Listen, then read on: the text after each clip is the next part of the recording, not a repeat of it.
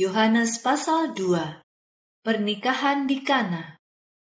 Pada hari yang ketiga, ada sebuah pesta perkawinan di kota Kana, wilayah Galilea. Ibu Yesus ada di sana. Yesus dan murid-muridnya juga diundang hadir di pesta itu. Ketika pesta sedang berlangsung, mereka kehabisan air anggur. Lalu ibu Yesus berkata kepada Yesus, "Mereka kehabisan air anggur." Tapi Yesus menjawab, "Mengapa engkau menceritakan hal ini kepadaku, Ibu? Waktuku belum tiba." Ibu Yesus berkata kepada para pelayan yang ada di situ, "Lakukan apa saja yang orang ini katakan kepadamu."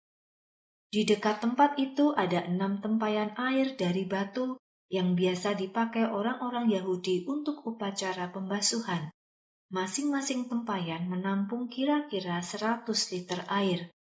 Kemudian Yesus berkata kepada para pelayan, "Isilah tempayan-tempayan itu dengan air." Maka mereka mengisi semuanya sampai penuh. Setelah itu Yesus berkata kepada mereka, "Sekarang ambillah sedikit dan berikan kepada pemimpin pesta." Mereka melakukan apa yang Yesus perintahkan.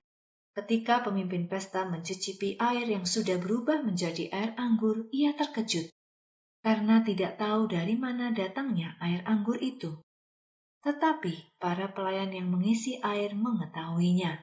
Kemudian pemimpin pesta datang kepada mempelai laki-laki dan berkata, "Biasanya orang menghidangkan air anggur yang baik terlebih dulu. Sesudah tamu-tamu puas minum, barulah menghidangkan air anggur yang kurang baik.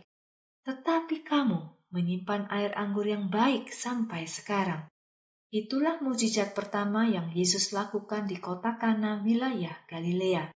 Dengan mujizat itu, Yesus menunjukkan kemuliaannya, dan murid-muridnya menjadi percaya kepadanya. Setelah itu, Yesus pergi ke kota Kapernaum bersama ibunya, saudara-saudaranya, dan para muridnya. Di sana mereka tinggal selama beberapa hari. Yesus di Bait Allah. Ketika hari raya Paskah orang Yahudi sudah dekat, Yesus pergi ke Yerusalem. Di halaman Bait Allah, ia melihat para pedagang berjualan lembu, domba, dan merpati. Ada juga para penukar uang yang sedang menjalankan bisnisnya di sana. Maka Yesus membuat cambuk dari tali, lalu mengusir orang-orang itu keluar dari Bait Allah, termasuk domba dan lembu mereka. Ia mengobrak-abrik uang logam para penukar uang dan menjungkir balikkan meja-meja mereka. Kemudian ia berkata kepada para penjual burung merpati, "Angkat semua barangmu dari sini. Jangan membuat rumah Bapakku menjadi pasar." Hal ini membuat murid-muridnya teringat akan perkataan yang tertulis dalam kitab suci. "Kecintaan terhadap rumahmu akan membakar aku."